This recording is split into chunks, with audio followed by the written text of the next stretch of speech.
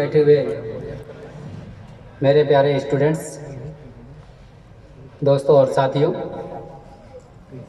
जैसा कि आप जानते हैं कि ये प्रोग्राम हर साल जनवरी के पहले संडे को रखा जाता था, लेकिन बहुत सारी वजूहात, बहुत सारे रीज़न्स थे जिसकी वजह से ये प्रोग्राम 19 तारीख यानी तीसरे संडे को रखा गया। लेकिन बताया भी जाता है कि जो कुछ भी होता है उसके पीछे कुछ न कुछ मसलहत होती है, तो उसी मसलहत को समझते हुए हम लोगों ने इस प्रोग्राम को कंटिन्यू तीसरे संडे को रखना मुनासिब समझा। और इस प्रोग्राम का जो मकसद होता है, जैसा कि आप लोग सभी जानते हैं कि एग्ज़ाम अवेयरनेस प्रोग्राम नाम से भी लग रहा है कि परीक्षा जागरूकता कार्यक्रम यानी इम्तिहान बेदारी प्रोग्राम एक तरह से ये है। सबका एग्ज़ाम शुरू होने वाला है, किसी का फरवरी में एग्ज़ाम चालू होने वाला है, किसी का मार्च में एग्ज़ाम शुरू होने वाला है, किसी का अप्रैल में चालू होने वाला है। तो इस तरह से इंटर के, बीकॉम के, एमकॉम के एग्ज़ाम शुरू होने वाले हैं। तो उसके मद्देनज़र हम लोग ये चाहते हैं कि भाई अब तक जितने भी हम लोग पढ़ाई में ढिलंगी किए, पढ़ाई में सुस्ती किया, 4 महीना 6 महीना हम लोग गुजर गया, अब 2 महीने जो भी हम लोग पढ़ाई के पीरियड बचे हुए हैं, जो भी टाइम हमारे पास है, उसको हम किस तरह से उसको भुनाएं, उसको किस तरह से हम लोग अपने मतलब इस्तेमाल करें कि हम लोगों की पढ़ाई और हम लोगों का रिज़ल्ट और हम लोगों का कैरियर, हम लोगों का फ्यूचर अच्छा हो। इसलिए प्रोग्राम कराया जाता है। लेकिन इस प्रोग्राम के पीछे सिर्फ एग्ज़ाम अवर ही करना नहीं है, बल्कि मेरे जो ऑब्जेक्ट में है इस प्रोग्राम का, कोई भी एक ऑब्जेक्ट होता है कि बच्चों के अंदर मैनेजमेंट स्किल्स है, कम्युनिकेशन स्किल है। चूँकि इतना बड़ा प्रोग्राम सिर्फ 2-4 लोगों के बस की बात नहीं है, तो ये प्रोग्राम एकरा एकेडमी ऑफ कॉमर्स के सभी स्टूडेंट भी इसमें शामिल होते हैं और उनको कुछ न कुछ जिम्मेदारियां दी जाती हैं, जिसकी वजह से उनको अपनी जिम्मेदारी का एहसास पहुँचने खूबी रहता है और अपनी जिम्मेदारियों को समझते हुए पूरी ईमानदारी के साथ, पूरी जिम्मेदारी के साथ उसको निभाते भी हैं। तो इससे क्या होता है कि उसके अंदर मैनेजमेंट कैसे किया जाए, कैसे प्रबंध किया जाए, कैसे किस निज़ाम को चलाया जाए, उसके अंदर एक स्किल भी आता है। और हम जिंदगी के जिस शोबे में भी रहेंगे, हमें वहाँ पर एक मैनेजमेंट अपने पास होना ज़रूरी है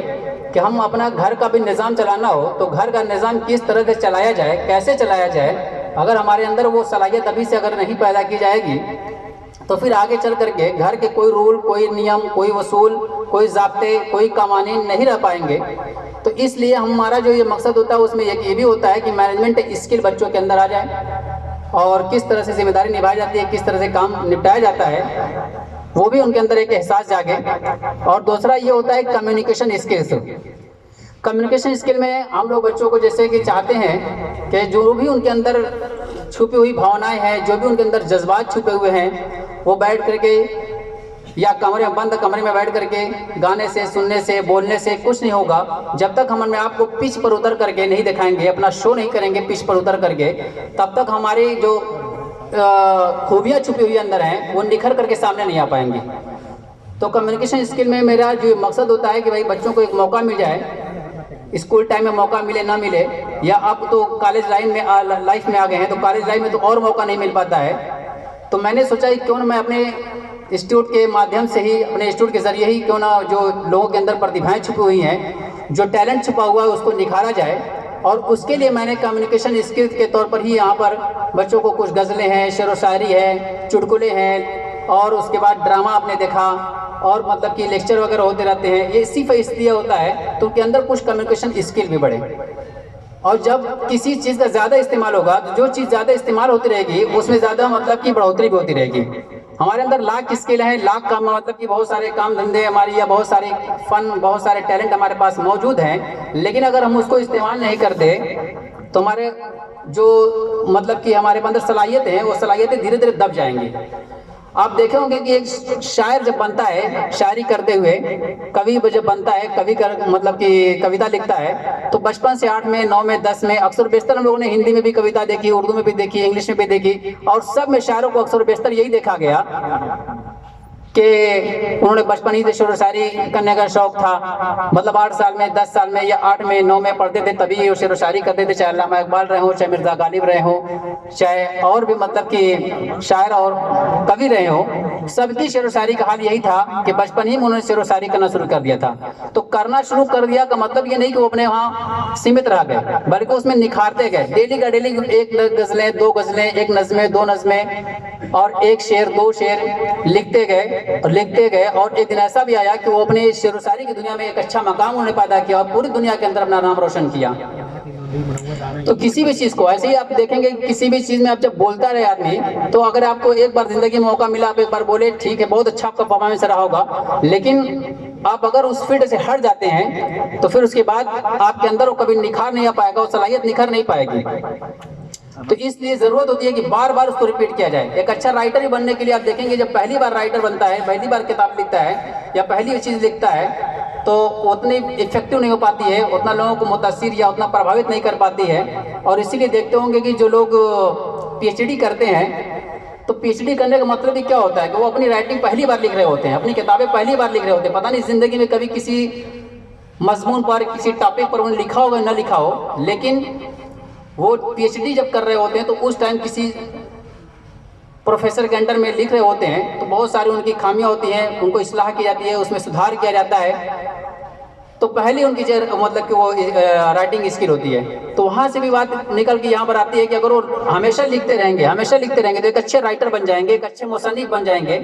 वो एक अच्छी किताब के मतलब कि राइटर बन सकते हैं और उनकी किताबें ऐसे भी बिकेंगी, लोग उनको हाथों हाथ को तो लेंगे, लेकिन कब? जब वो लिखते रहेंगे। मतलब एक बार करने से, एक बार लिखने से कुछ नहीं होता। तो इस प्रोग्राम का जो दूसरा मकसद है वो ये भी है कि हमारे स्टूडेंट्स के अंदर जो मेरे वहाँ कोचिंग में पढ़ रहे हैं, मैं ये चाहता रहता हूँ कि कॉलेज में मौका नहीं मिला, स्कूल में मौका नहीं मिला, कम से कम वो मौका यहाँ पर मिल रहा है, तो आप उस स्किल को भी थोड़ा बढ़ोतरी करिए। और बढ़ोतरी का साधन तभी है जब यहाँ पर आप आकर के जो भी आपके अंदर टैलेंट है उस टैलेंट का मुजाहरा करें। टैलेंट कुछ भी हो सकता है, गाने का भी हो सकता है, शेर व शायरी का भी हो सकता है, लिखने का भी हो सकता है, बोलने का भी हो सकता है, एक्टिंग का हो सकता है। आप तरह तरह की चीज़ें यहाँ पर आपने देखी हैं, तो करने से आता है। तो ये मौका अगर आपको मिल रहा है तो इस मौके को भी गनीमत समझना चाहिए और मौके को गनीमत समझ करके आपको इस मौके का फ़ायदा उठाना चाहिए, भरपूर फ़ायदा उठाना चाहिए। तो ये हमारे प्रोग्राम्स के जो मेन मकसद हैं वो यही है, कम्युनिकेशन स्किल्स और मैनेजमेंट स्किल्स आपके अंदर जो है उसमें सुधार किया जाए या उसको और बढ़ाया जाए। दूसरी बात यह है कि हमारा जो प्रोग्राम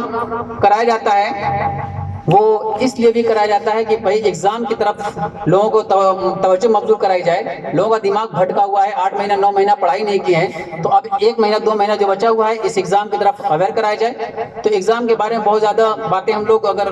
करें तो टाइम हम लोगों की ज़्यादा हो चुकी है और आप लोग भी देर से बैठे हुए हैं, इंतजार भी कर रहे हैं, भूख भी लगी होगी। बिल्कुल सर। और हमारे मेहमानों खुसूसी भी स्टेज पर तशरीफ फरमा है, तो इससे मैं ज़्यादा बातें ना करते हुए बस इतना कहूँगा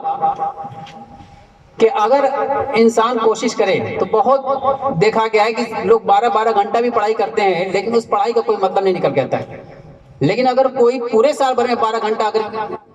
कायदे से पढ़ ले, मेहनत से पढ़ ले, पूरा मतलब कंसंट्रेशन बना करके पढ़ ले, तो उसका जो प्रभाव होगा वो पूरे 12 महीने की पढ़ाई जो बिना मेहनत के मतलब कि बिना कंसंट्रेशन पढ़ी गई है, सिर्फ एक तरह से बस नाम है पढ़ने का कि हम 12 घंटा ड्यूटी तो दे रहे हैं, टेबल पर बैठे हुए हैं, अपने चेयर पर बैठ करके पढ़ाई तो कर रहे हैं, लेकिन सिर्फ नाम मात्र बैठे हुए हैं, लोगों को दिखाने के लिए या खुद को अपने आप को तसल्ली देने के लिए मैं पढ़ रहा हूँ। किताबें खुली हुई हैं लेकिन मन नहीं लग रहा है, हम ज़बरदस्ती रीडिंग पर रीडिंग लगाते जा रहे हैं, या हमारा दिमाग भटक गया, किसी सोच में चले गए तो उस सोची में चले गए, मोबाइल खोल लिया तो मोबाइल ही में 2 घंटा रह गया, लेकिन क्या नाम है हमारा टेबल बैठे हुए हैं, पढ़ाई कर रहे हैं। तो उस पढ़ाई जो पूरे 12 महीने में 12 घंटा पढ़ाई की गई होगी, इस तरह की पढ़ाई, तो अब 12 घंटे की जो पढ़ाई कंसंट्रेशन से की गई होगी उसके बराबर होगी। तो इससे मेरा ये भी एक मकसद होता है कि 2 महीना जो भी हमारे पास टाइम है पढ़ाई का, पूरा तन मन धन लगा करके पढ़ाई करें। और जैसा कि मैं हर साल बताता हूँ और इस साल भी ये कहना चाहूँगा कि जब एग्जाम आ जाए तो अपने काम में जो घर पे काम धंधे होते हैं उसमें भी कटौती कर ले, घर से गार्जियन से परमिशन ले ले या जहाँ पर आप काम करते हैं वहाँ से परमिशन ले ले, भाई 2 घंटा हमको 1 घंटा पढ़ाई के लिए हमको निकालने का मौका दीजिए। और दूसरी बात यह है कि आपके पास टाइम 24 घंटा में कम से कम 3 घंटा 4 घंटा जो आप व्हाट्सएप चलाते हैं, फेसबुक चलाते हैं, इंस्टाग्राम चलाते हैं, आज टिकटॉक आ गया है, टिकटॉक पर लगे रहते हैं, उसमें भी कटौती करिए। आपके 4 घंटे तो मुझे जहाँ तो उम्मीद है कि इसी में चले आते हैं, उसमें भी कटौती करके आप अपनी पढ़ाई पर फोकस कर सकते हैं। और पढ़ाई के लिए एक बात ये भी कहना चाहूंगा कि जब पढ़ाई की जाए तो उस टाइम अपना मोबाइल स्विच ऑफ कर लें या साइलेंट कर लें, मतलब उससे कोई डिस्टर्ब नहीं होना चाहिए। हर 5 मिनट पर ये नहीं किसी का मैसेज आया होगा मैसेज देख लें, किसी का कॉल किसी कॉल देख लें, व्हाट्सएप पर किसी का मैसेज आ गया उसको देखने लगे। मतलब एकदम मोबाइल को दूर रख करके 2 घंटा 3 घंटा जो भी बैठना हो कम ही बैठे, लेकिन डेली एक कंटिन्यू बना लें, कंटिन्यूटी बना लें कि हमको 1 घंटा डेली बैठना है या 2 घंटा डेली बैठना है। लेकिन उस 2 घंटे के दौरान हमको कोई भी काम नहीं करना है, ना घर के काम हमको देखने हैं और ना हमको व्हाट्सएप फेसबुक चलाने हैं। मतलब उस टाइम सिर्फ पढ़ाई तो पढ़ाई। अगर हमारे अंदर ये टाइम टेबल बन जाए, शेड्यूल बन जाए और इस पर हम लोग सिर्फ अगर कायदे से इसी पर अमल कर लें,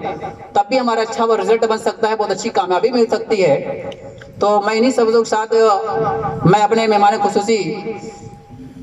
जनाब वैस तरफदार साहब का अपनी तरफ से, अपनी कोचिंग तरफ से, अपनी कोचिंग तमाम स्टूडेंट की तरफ से तहे दिल से शुक्र अदा करता हूं कि उन्होंने अपना बेशकीमती वक्त हमें निकाल करके मौका फराहम किया कि हम उनकी कुछ बातें सुने। इससे मैं उनका तहे दिल से शुक्रगुजार हूं, बहुत शुक्रगुजार हूं। इन्हीं सब के साथ मैं बात खत्म करता हूं। शुक्रिया।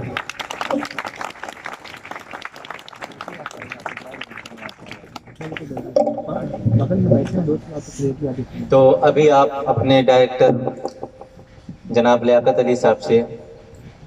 उनकी बातों से रूबरू हो रहे थे।